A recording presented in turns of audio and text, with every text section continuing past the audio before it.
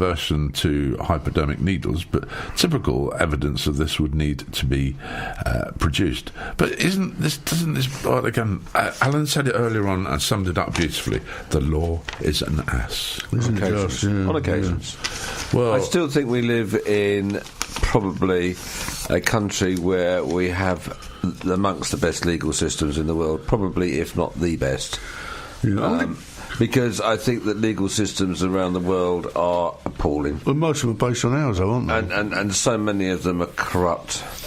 And it seems to me that the American legal system is in danger of being seen to be less than impartial when it comes to the current incumbent. I'm glad these 4 or 5 ex-soldiers were released from India last week. You know, they were on a ship legally defending them from pirates, etc. When they drifted into Indian water and or Pakistani water somewhere, wasn't it? And they were arrested because they'd got arms, and even though they'd got documentation supporting the must be India, wasn't it? It was India, supporting the carrying of weapons. They're political prisoners. Yeah, let's not mince our words on this. They're political prisoners, and being used as bargaining chips. And I think that I believe that's probably the sort of behaviour you will get from those sort of governments. Well, I think it's what we've come to expect now. That do you think it could come to that in this stage in this country? I think it could. I think we're heading that way at the moment, isn't it? Well, many people say that we're only a few square miles away from total anarchy. Yeah, and I say that. The veneer of civilization that we live in is very thin. I mean, poor old Brian, bless him. I mean, he always used to say about MI5, didn't he? They're out of control. I mean, I think he's got a good point there. I had a good point. The CIA are certainly out of control, aren't they, in America? They do what they want. That's full stop. Well, I think every country has got its team of people that will do things that are deemed to be essential for the country and probably fall outside of its legal structure. I think the only thing that keeps it a bit more sane in our country is the fact that we haven't got such outlandish military leaders as some say, like in Nigeria and places like that. And well, that seems to be a bit of a... Because they're normally military coups, aren't they? That we've just seen a military coup happen in Nigeria, and I mean, you mean Kenya? Sorry, Kenya. Yeah. The first thing that happens in an African state where the police the military, conduct this overthrow, and a couple of generals have the prime appointments in the political administration. It's as corrupt as you can get. Of course, we're lucky here at Milton Keynes because we have concrete coups, So yes, and they're very nice. They are too. They got me somewhere in France, northern France. I'm not quite sure where it was. It might be Lille. I saw them. I'm going to put out a warning here. I filled in some petition a while ago. Be careful when you fill in petitions, because this asked for my phone number, and this was for Greenpeace, and I'm being flooded now with phone calls, which I'm not answering. I've blocked, but I've looked up the number, and it's attributed to Greenpeace. So be careful. They've rung me 6 times this week. Well, there you go. I think, going back to what we were saying earlier on, and PC and all the rest of it, I mean, it was, if you had the misfortune of watching Coronation Street last night, there were 2 sessions there. You told me it was Emmerdale. Yeah, it wasn't, I suddenly just, I couldn't work out the characters, but it is Coronation Street, which after all is, it's as historic as the Archers, really, is on radio, but there were 2 lesbian ladies there caught in the back of a van in a good semi-state of undress, and a little later on in the programme there was the vicar and his boyfriend having a fantastic snog. The vicar, yes, because he's actually gay. He's a gay vicar. There's a lot of them about. And he was having a snog with his boyfriend. And this is a family show, and people say, well, that's life, it goes on, so why don't we show it on live? But they're getting on top of us now, I think. Yeah, morning, Kevin. Hi, guys. Sounding good once again. Cheers. Thank you, Kevin. Glad you're listening.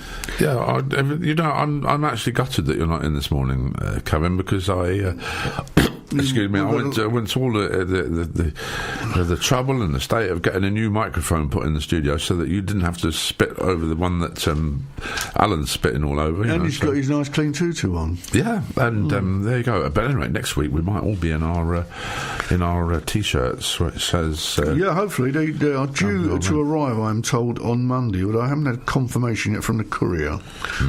Yes. Vineyard owners in Essex have announced that they want their wine to be officially recognised. 11 producers are consulting lawyers in a bid to trademark their Crouch Valley wine. The next step would be applying for protected geographical status under EU law. Well, that's a waste of time, guys, because we won't be in the EU law soon, which would put them under the same bracket as Champagne. Newhall Vineyards, one of the UK's oldest producers, is among those applying for recognition. Yeah, on a serious note, the English wine industry gets a bad deal from the government. Well, I mean, the taxes are too high, and hence the cost of English wines, which are, I've got to say, very good nowadays, because we're on a par really with a lot of French on latitude, etc. When we leave when we leave Europe, will the government be able to differentiate the tax regime between English and imported wine?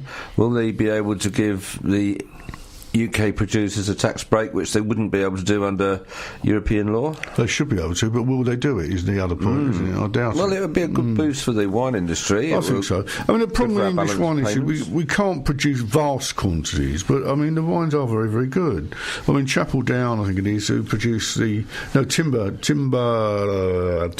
Valley, no, what's it called? Can't remember. Night Timber, beg your pardon, who produce a champagne style, you can't call it champagne, of course, is very, very good, and it's better than a lot of champagnes. But you put on Facebook in the week about some after dinner wine. Ice wine. I bought some ice wine in Lidl's, yeah. Well, I mean, what is after dinner wine? It is after dinner wine. Well, didn't you? Well, I said it's good after dinner. Afterwards, a dessert wine. Dessert wine. It's sweet. Sweet wine. Oh, that's what you mean by it's like sort of turns and stuff like that. Pardon my ignorance. This is a small quantity is nice, but you couldn't drink a bottle. Well, these are only half bottles, £15 a half bottle, but it's excellent stuff. I bought 2 last week, a red and a white. God blimey! I wish. Well, you can't get it. It's rare. It's very rare in this country. It comes from the Niagara Falls region. What about Negroni then? Have you heard of Negroni, which is a 1919 cocktail? Yeah. Apparently it's on the up again now.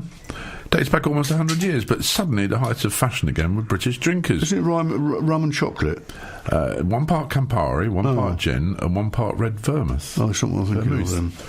You pour all the contents into a glass and you mix, and you serve with ice and a slice of orange. We've got a cocktail man coming in soon, haven't we? We have actually, next week, I think, actually. 8th, yes. Yeah. On MK Today Day. Yeah. Considered a perfect aperitif, it's reputed to have been invented in 1919 when Count Camillo Negroni asked a bartender in Florence to make a stiffer version of a local drink favoured by US tourists.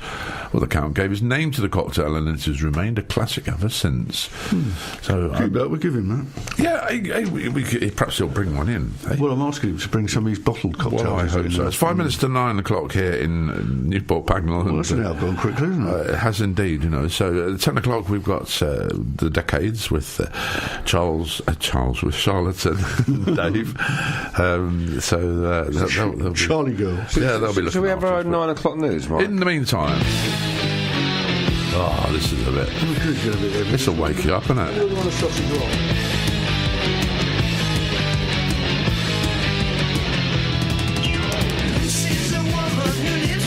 And I guess I'll never change her. That's what she wants to. She knows all the tricks. No one ever rearrange her.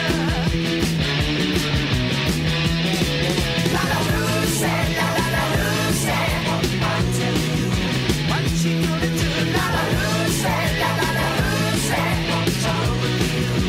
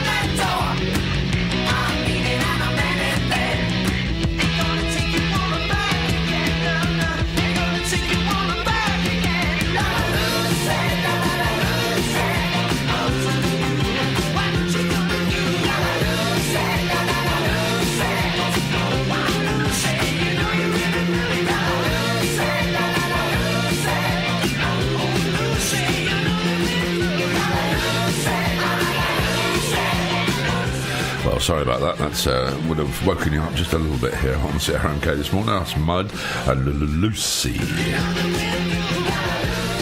There we go. It's Saturday morning. It's the Grumpy Old Men on CRMK. Join in with us if you like, and thank you very much for the contributions that we've had in this morning as well through our Grumpy Old Men and Women Facebook page. Mm-hmm. And 07790 385 385 is the number that you can call in, or if not, just sit back, relax, and listen and enjoy the show. Because I do know that there are people like Dave who sits back and listens, and then he has a go at me when he sees me later on, that, oh, you talked a load of old rubbish and that, didn't he, Who's that? Well, this is was a very good friend of mine, actually, Dave. So, Oh, not Dave of Dave and Charlotte? No. Oh. This is a different... I'm not going to name give his surname, because... Come on, you know we know names, don't you? Yeah, but other people might know. Listen to this as well. This beggars belief, really, because... I sounded like... What's his name there, didn't I? Victor Meldrew, Beggars belief. Oh, no, it's Prince Charles, isn't it? Do it, and don't Margaret. Anyway, the number of unlicensed cars has trebled since the paper tax was abolished 3 years ago. Surprise, surprise. Yeah, surprise. Didn't we predict this on the Grumpy Old Men? Well, we did, didn't we? I think we did, yeah. The government claimed that it would save £10 million a year by reducing tax evasion and cutting costs when it replaced paper discs with an online system in 2014. But the policy introduced by the then Chancellor, George Osborne, was described as a failure, as it reached as revealed a dramatic surge in motorists either dodging tax deliberately or indeed forgetting to pay it. And I think forgetting to pay it is the thing rather than deliberately. If you get reminders, don't you? No, you don't. You do online. You have to pay, I think. Well, I'm not sure. But I suppose you've got to have tax in the first place to get reminders. The Department of Transport predicted the Exchequer could lose a staggering £107 million from evasion of vehicle tax duties this year. Well, we could have told old Jules that, couldn't we? Well, we did. If you go back to our shows 3 years ago, we said that this was going to happen. Yeah. I said that what will happen is people will forget. They'll just simply forget. The paper disc was a great little reminder. Also, I think that, yes, okay, so you can electronically tell which cars are taxed and which cars aren't taxed. I bet if we went out, we'd get done. But actually, it was very useful for residents when a vehicle was left in the street without a tax disc on it. You can look it up online, because I've done it. You can look it up online, but actually... having the ability to be able to just look at the vehicle and go, actually, that's inappropriately parked, it's a non-tax vehicle, and the ability to be able to report that if it's outside your house or infringing on your property. Funny you should say that. There were two cars not too far away from me, driven by some people from another country, and neither were taxed. They are now. So I wonder if somebody else had shopped them. I didn't. I don't. The idea of shopping people really isn't sort of. Well, that's what they're basing it on.